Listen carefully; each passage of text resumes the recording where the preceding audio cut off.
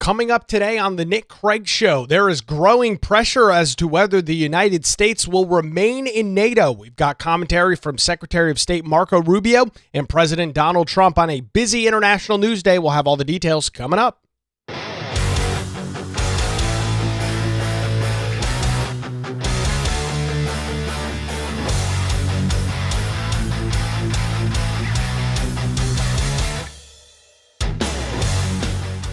And a good Wednesday morning to you. Welcome into the Nick Craig Show, streaming live this morning on YouTube, Rumble, X, and Facebook. Don't forget that you can take the show with you 24/7 on demand in your favorite podcast app by simply searching for the Nick Craig Show. You can also listen online by visiting the website nickcraig.com. Our program this morning is brought to you by the Law Group here in Wilmington. Visit them online, lawgroupnc.com, or give them a call, 910-251-6088. We'll hear more from them as we roll through the program on this Wednesday morning. We had our Patreon hangout last night for those that support the show financially over at patreon.com/Nick Craig. Always a great opportunity to chat with you, the listener, you, the audience member of the program. And one of the things that we talked about, obviously, was the Iranian conflict, as the president is set to address the nation tonight as it relates to that, as the president has announced that there will be a major announcement. What that will be remains unclear as of right now, but we'll, of course, hear from the president shortly about exactly what that is going to detail and what that is going to mean. And our conversation on our Patreon hangout last night got into this discussion over allies throughout the rest of the world. And this, let's be honest about this, it's not a new discussion. It's not a new conversation. You can go through history on a variety of different issues and conflicts. Some, yes, started by the United States, others not, in which the United States is doing the heavy lifting. And we are seeing that situation play out very clearly right now with the war in Iran. Now, that's not to say that obviously the United States and Israel are the ones that are the primary agitators in this scene, if you want to call it that. But you've got all of this concern about the Strait of Hormuz, and you're hearing from all of these European countries about how the strait is closed, and in fact is, at least in large part, and how oil is not flowing and how it's crippling their gas supply. And my response to that is one that is pretty simple. If you are a European country or any other country that is severely affected by the Strait of Hormuz, which I'll note the United States is not, as only 5% of the oil in the United States is actually impacted by the strait. The vast majority of our oil does not traverse through there. If you're so concerned about it, then maybe it's time for you to do something about it. I mean, if you're one of the variety of European countries that are complaining about this, where are your resources? What are you doing about the situation? And the answer is a whole lot of nothing. And that is what we've continued to see. We talked earlier, I think it was mid last week, about the French president or the prime minister, whatever their title is over there, who cares, about how we're not helping, we're not going to be part of this at all, only to, in just the span of a couple of days, completely revoke that and say, oh yeah, we'll help. I mean, these foreign nations that are alleged allies with the United States very often refuse to even lift a finger when there's conflict that is taking place. And again, it's not new. I mean, you go back and look at the Ukrainian conflict from the early days. Who was it that was providing Ukraine with the munitions? Who was it that was providing Ukraine with the financial support to keep their social security system running so that they could pay all of their individuals, their social security checks? It wasn't the European Union. It wasn't the UK. It wasn't NATO. It wasn't any of these other organizations. It was the United States of America, who has outsized spending in all of these conflicts. And I'm going to be honest with you, folks, I'm sick of it. I'm beyond fed up with these foreign nations who have robust economies leaving the United States holding the bag. And that is exactly what we are seeing right now with the conflict in Iran. Iran is a much larger threat to all European countries as compared to the United States, just from a pure geographic standpoint. Right? Europe and many of these European countries are geographically closer to Iran, closer to the Middle East than the United States is. I mean, this is just a purely math situation and math equation here. Who's in closer proximity to Iran, to the Middle East, to Hezbollah operating in Lebanon and these other terrorist organizations that Iran funds? It's all of Europe. It's all of Asia. It's not the United States. Yet it seemingly is once again the United States being the only one that is willing to put up or shut up on this issue. And so there was a pretty big story yesterday that ran over at the Telegraph, which is a newspaper, in which Donald Trump described NATO, the 77-year-old defense alliance, as, quote, a paper target. When the president was asked if he would reconsider the U.S. membership of the NATO bloc after the Iran conflict, Trump told the paper, quote, "Oh, yes, I would say it's beyond reconsideration." That was earlier in the day on Tuesday. Then last night, Secretary of State Marco Rubio had an exclusive interview with Sean Hannity on the Fox News channel, and this is how that interview played out. Rubio holding back nothing at all.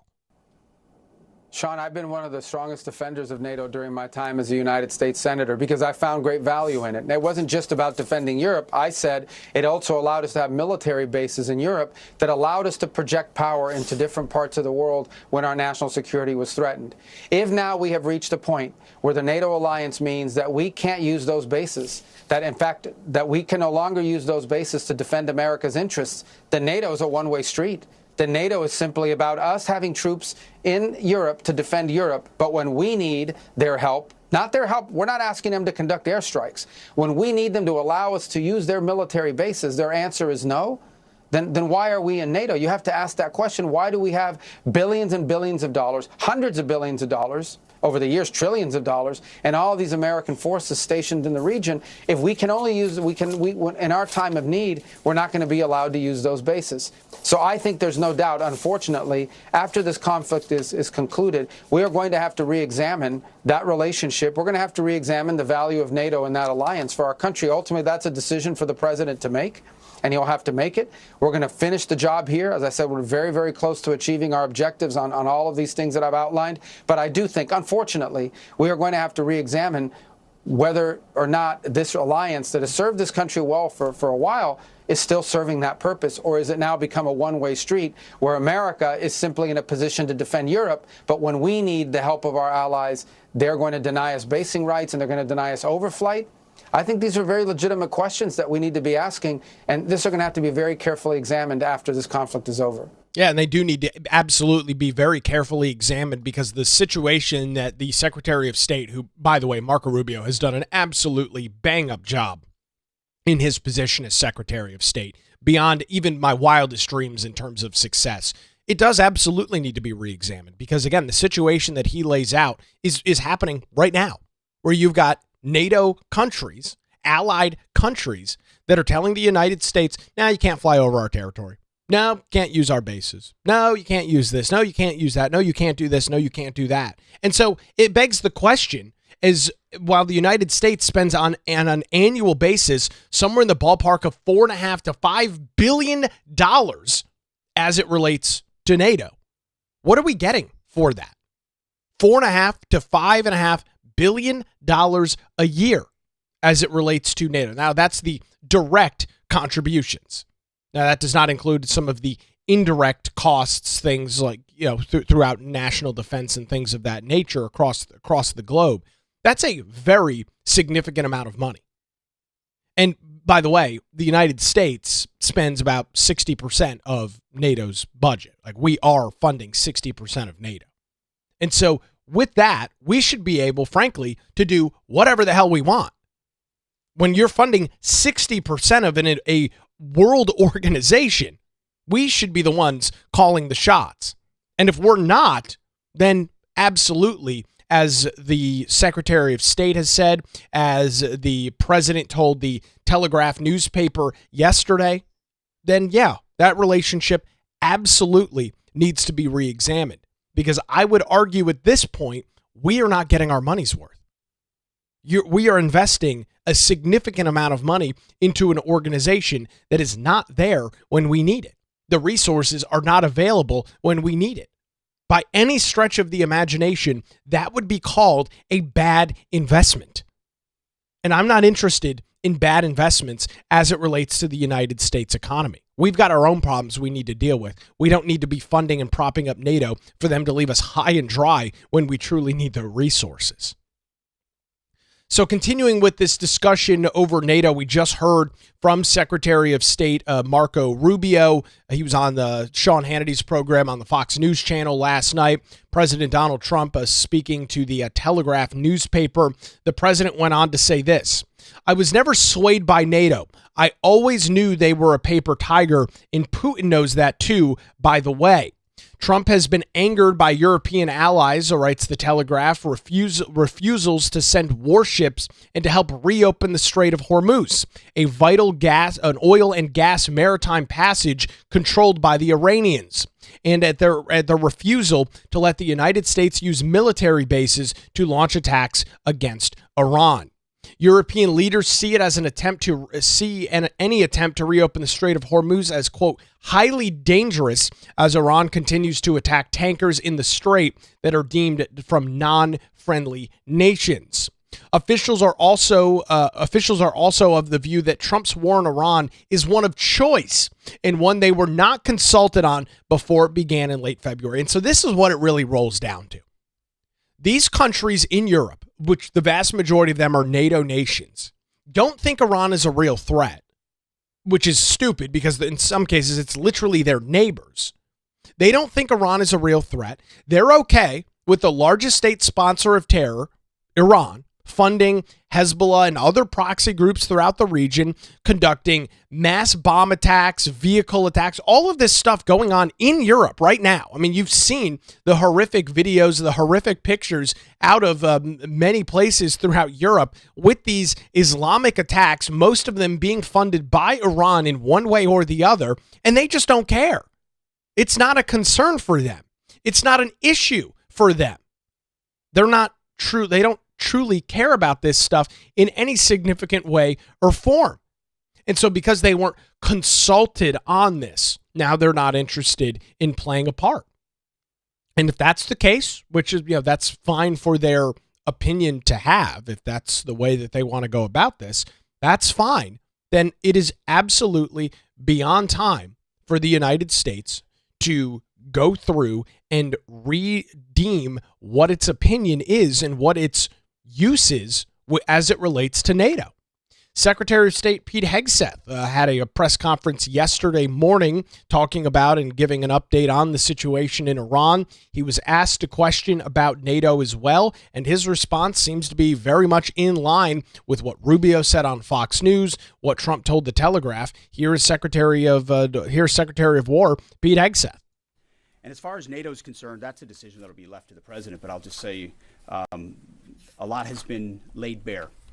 A lot has been shown to the world about what our allies would be willing to do for the United States of America when we undertake an effort of this scope on behalf of the free world. These are missiles that don't even range the United States of America. They range allies and others. And yet when we ask for additional assistance or simple access basing and overflight, we get questions or roadblocks or hesitations. And the president's pointing out, you don't have much of an alliance if you have countries that are not willing to stand with you when you need them. He's simply pointing that out, and ultimately it'll be his decision of what that looks like after this is complete.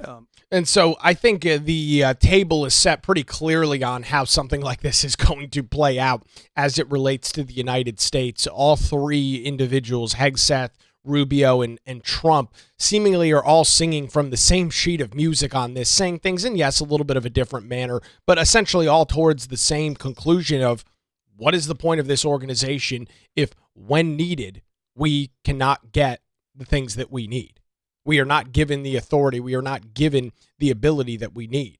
Some great comments coming in here on the show. NATO just wants our money. Another comment: NATO will have to restructure without our money. Yeah, I mean, I would contend that NATO probably ceases to exist without the United States. Now, the entity will probably not go away.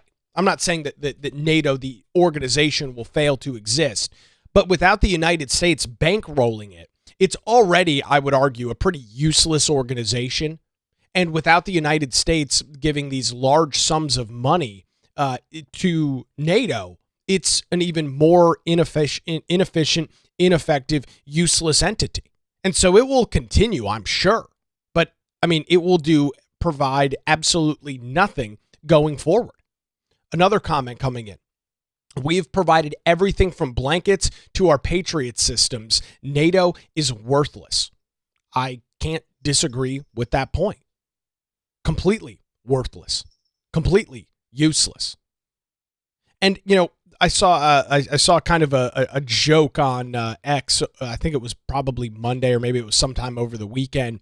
It was a comment that said, you know, this whole war in Iran had nothing to do with Iran. It was more to highlight the useless and inefficient nature of our allies throughout the rest of the globe. And I thought, you know, obviously a little tongue-in-cheek humor there, but it's unfortunately true. It's unfortunately a sad reality of what we're dealing with. Right?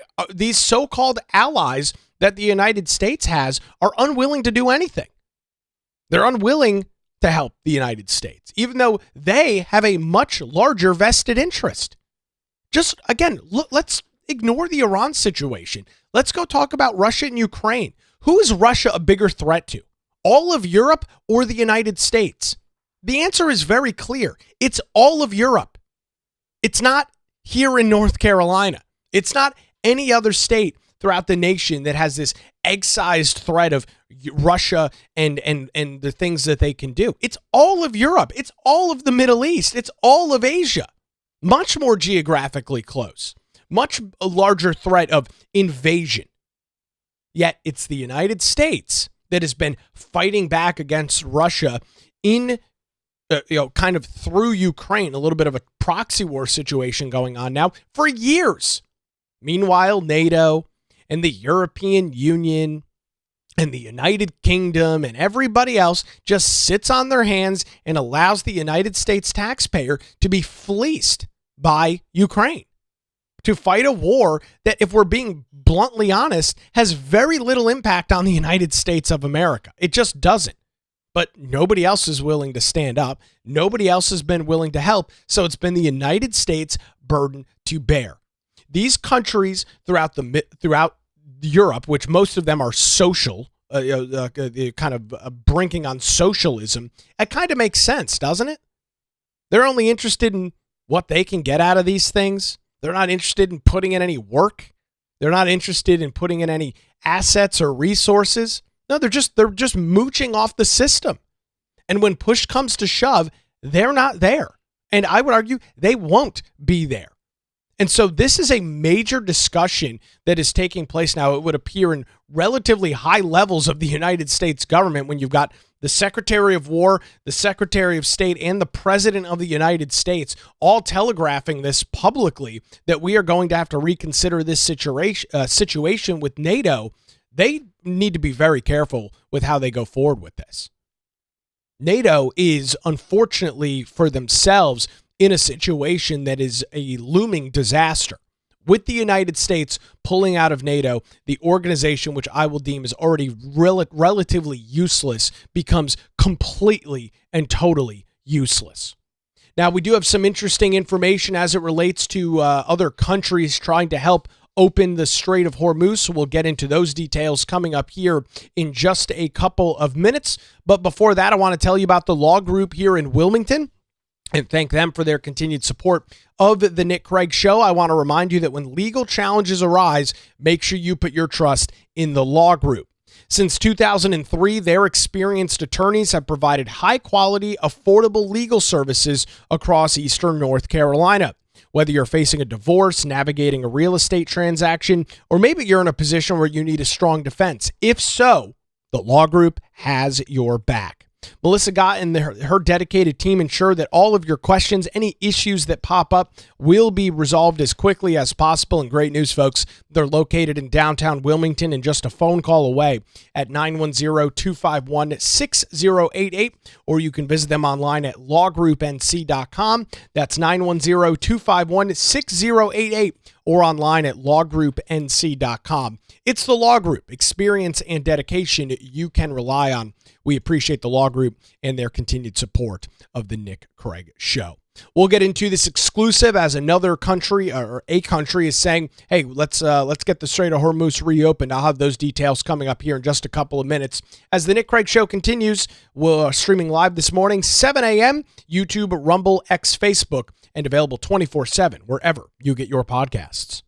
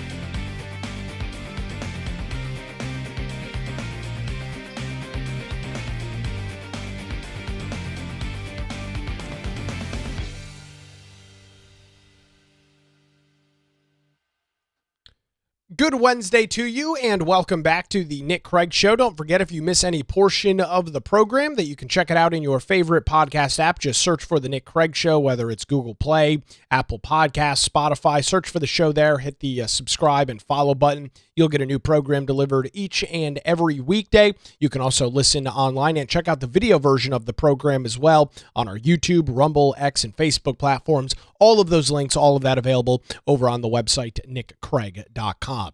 A busy international news day here on this Wednesday as the president is set to address the nation this evening over and continuing to deal with the conflict that is brewing in Iran right now. We were just talking about the Secretary of State, the Secretary of War, and the president in three different media outlets, Fox News, press conference, and the Telegraph newspaper, all signaling that they are growing ever frustrated with NATO, as many of the NATO nations, almost all of them, are essentially refusing to help the United States as it relates to the war in Iran, restricting the U.S.'s ability to fly over their countries, restricting use to bases that are part of NATO, refusing to help open the Strait of Hormuz.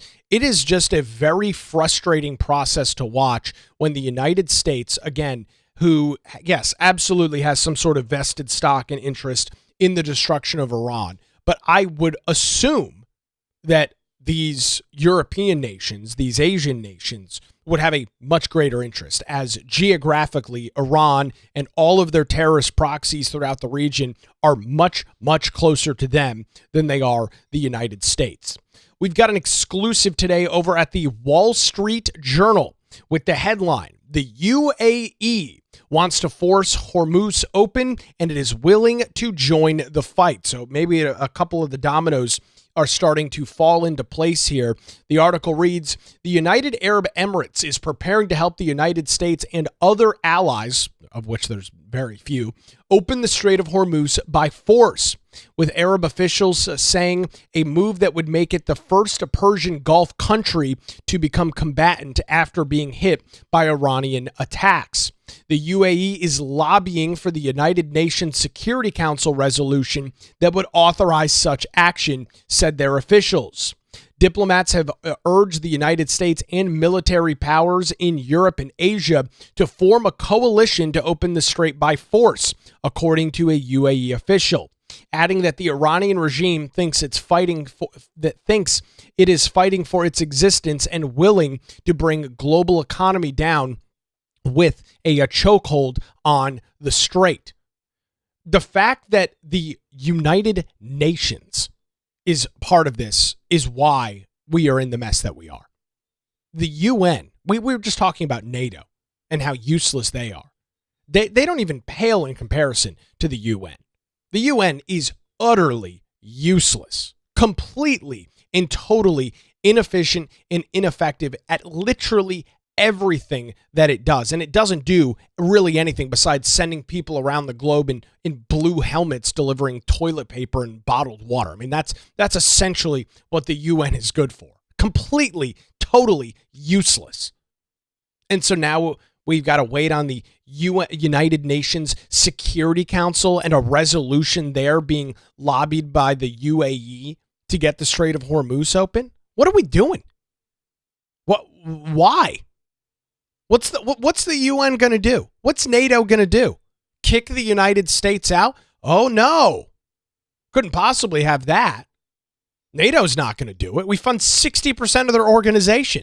We can do whatever we want. And we should be able to do whatever we want with the amount of resources, the amount of manpower, and the amount of money that we sink into that organization. So what's going to happen? We're going to get a strongly worded letter from the president of NATO, the secretary of NATO. We're going to get a mean letter from the head of the United Nations that the United States shouldn't be allowed or isn't allowed to do this or do that.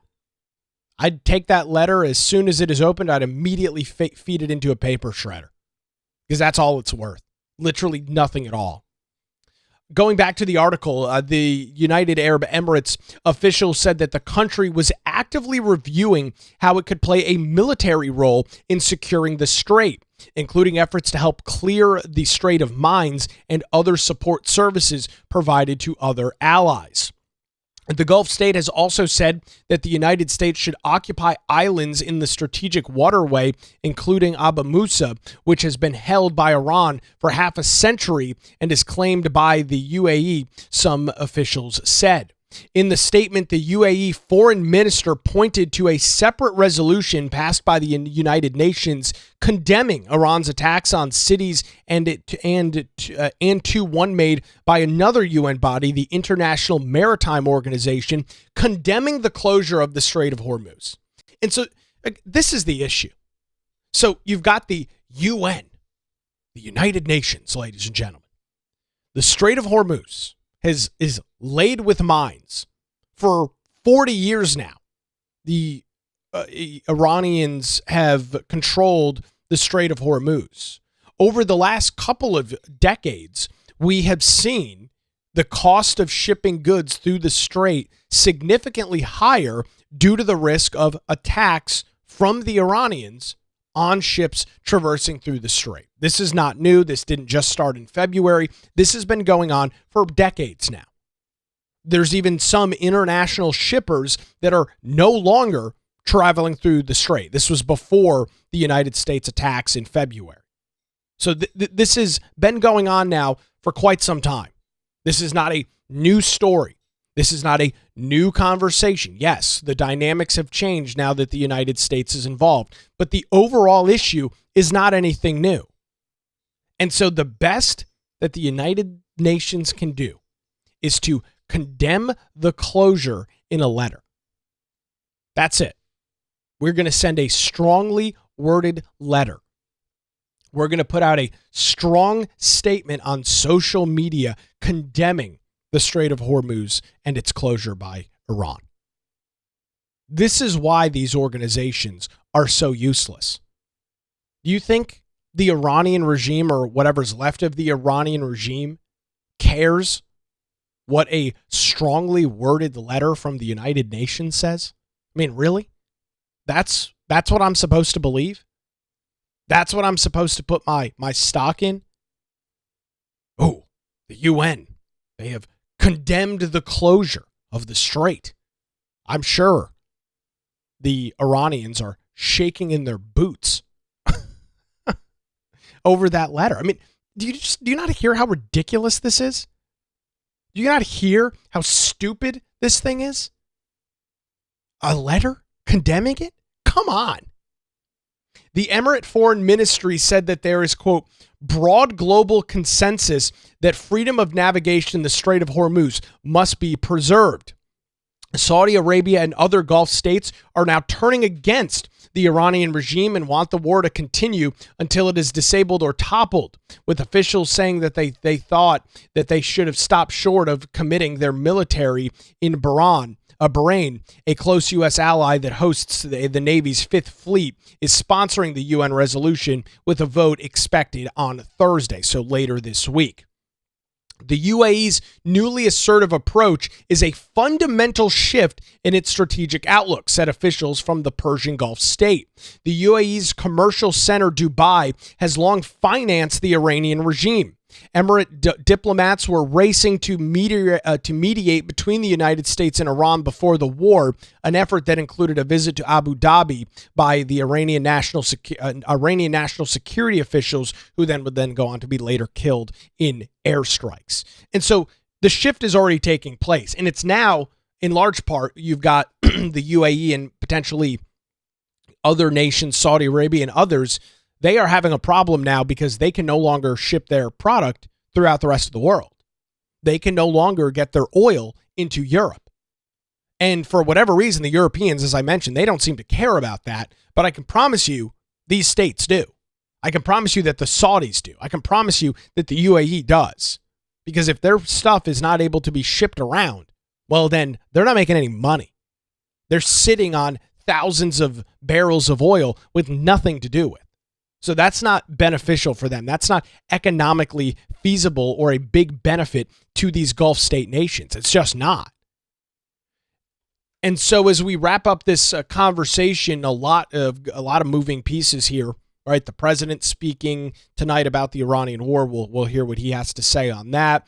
Frustrations and concerns over NATO and its largely inefficient nature of doing literally anything.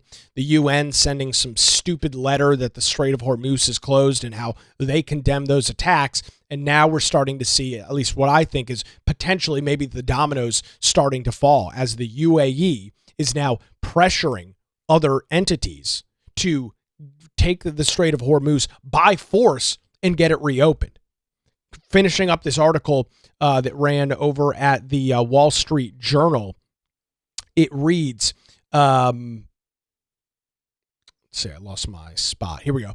Now the Gulf state is falling in line with President Trump's push for allies to carry more of the burden in the war, particularly to help open the Strait of Hormuz. The Wall Street Journal has reported that Trump has told aides that he is willing to end the war without reopening the strait, leaving the matter to other countries. UAE participants are saying that freeing the strait carries risks. Positioning itself as a group against Iran could set the stage for tensions that outlast the end of the war. And so I'm really glad to see this included in the Wall Street Journal article, because this is maybe what we'll learn from the president later on today, that we are going to stop our airstrikes. The Strait of Hormuz is going to remain closed. And if you want it reopened, then you can go ahead and do it. I mean, this is exactly the frustration as it relates to the United States. Less than 5% or around 5% of U.S. oil travels through the strait. That is not the case throughout the rest of Europe. It's just not. It's a large portion. And I think overall, it's something like almost 40% of the world's oil supply travels through the Strait of Hormuz in one way or the other. Right, so there's obviously a lot of vested interest in that reopening. But unfortunately, the vested interest is not in the nations, not in the countries, not in the leaders that actually need it, right? It's the United States that is going through this process. It is the United States who is battling this thing out. And so I feel like we might be at a point, and obviously we'll hear more from the president and the administration on this in the coming days and weeks, that we conduct our military operations for our purposes, what we're trying to affect, whether that's regime change, stunting the nuclear program in Iran, whatever the objective as it is deemed and laid out is, and then leave it for everybody else. Let Israel, let the EU, let NATO, let the Gulf states, let them figure out what to do with the Strait of Hormuz. Let them figure out what the process looks like going forward. Why is it that the United States has to be the leader in something, in literally everything that we're talking about? Every international conflict, every international issue, it's got to be the United States. And one of the things that I think makes Donald Trump such a dynamic and unique leader is his ability to walk away from this kind of stuff and say, you know what? You guys have a much larger stock in this. You have a much larger vested interest in what goes on here. And so it's time for you to put up or shut up. Put your money on the line. Put your resources on the line. And if this is a big concern, which obviously it is for the Gulf states and for Europe, if this is a major concern, which it is, then time for you to do something about it. No longer is the United States going to be dragging you into the fight, kicking and screaming when you're the one with the vested interest. And so it's going to be very interesting to see how this continues to play out in the coming days and in the coming weeks, because there's a lot on the line for this administration domestically. We've talked about the gas prices. We've talked about some of the public sentiment on this war and the frustration that people are feeling and dealing with. So there's a lot of very dynamic, a lot of very unique factors that have all led up to this position that we are in right now. A couple of comments I want to read here. One says, Trump is giving them fair warning and many chances. If they don't care, why should we? And I think that's kind of where this administration is. And I would guess that is probably on the mind of President Trump. Right? If you don't care, then why should I? Why should we? Why should the U.S. taxpayer care? Why should U.S. military service members care to reopen the Strait of Hormuz for a bunch of ungrateful countries throughout our so-called allies throughout the rest of the world? I mean, that is the part that is just really frustrating to me. We're not talking about adversarial nations that are not willing to help the United States for greater good. We're talking about U.S. allies, individuals that we are in NATO with, individuals that we are in the United Nations with, individuals in which we have friendly relationships with. And it's not just and I'm sure some would say, oh, it's because Trump is a mean guy and they don't want to help Trump because Orange Man bad. Folks, this is not a Trump issue. This was an issue under the Obama administration. It was an issue under the Bush administration, Clinton, the other Bush administration, Reagan. I mean, this has been an issue now for quite a significant amount of time. You cannot point this and say, oh, well, if Donald Trump wasn't in the Oval Office, then this wouldn't be taking place. It's just not true. And the example I will use to dispel that point is the war in Ukraine. That happened under the Biden administration, and it was once again the United States putting up the vast majority of resources, the vast majority of weaponry, the vast majority of money to continue to give Ukraine a fighting chance. And so that was with Biden. That wasn't with Donald Trump. That wasn't with Republicans controlling the U.S. government and as it relates to Congress. No, that was all Democrats. And so this is an issue that is not uniquely partisan. It is one that has affected both administrations, I would argue, pretty equally. And so it is absolutely high time that we look at these relationships. We look at these agreements. We look at these one world government organizations like NATO, like the United Nations, like the European Union, and really have a serious and hard conversation about what is in the best interest of the United States. Right? You go back and look at MAGA. What does that stand for? Make America Great Again. America first. That is something that I believe in strongly.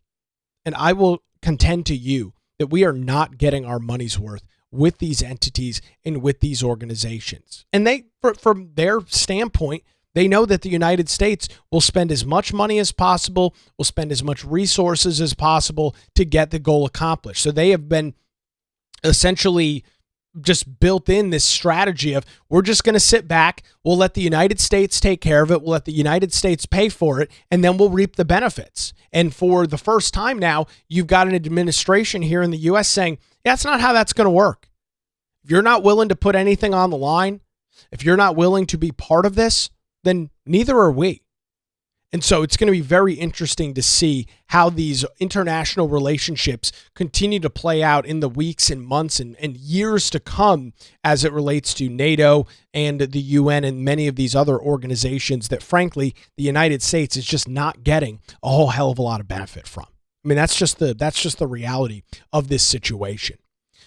Couple of other comments coming in as we round out this Wednesday edition. Whatever Trump gets done is all that will happen in my lifetime. I'm afraid he must get done as much as possible.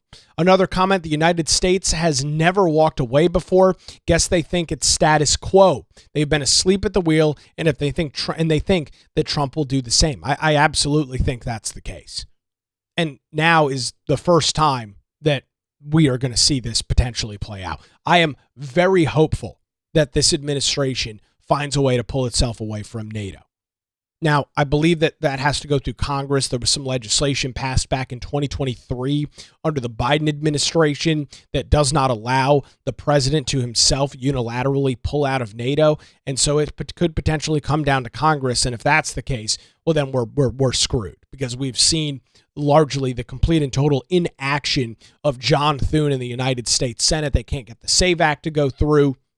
A whole bunch of other Trump policy issues that Thune is just sleeping on. So I don't have a lot of confidence that unfortunately, that the Senate is going to be able to pull this over the finish line. Speaker Johnson in the House, seemingly, I don't know exactly what his opinion is on this. I don't know that I've seen or heard any of his comments on it, but I wouldn't surprise me if he was more than happy to do this and move legislation in the House. The question, of course, will be what goes on in the United States Senate, where John Thune is at this point a failed leader.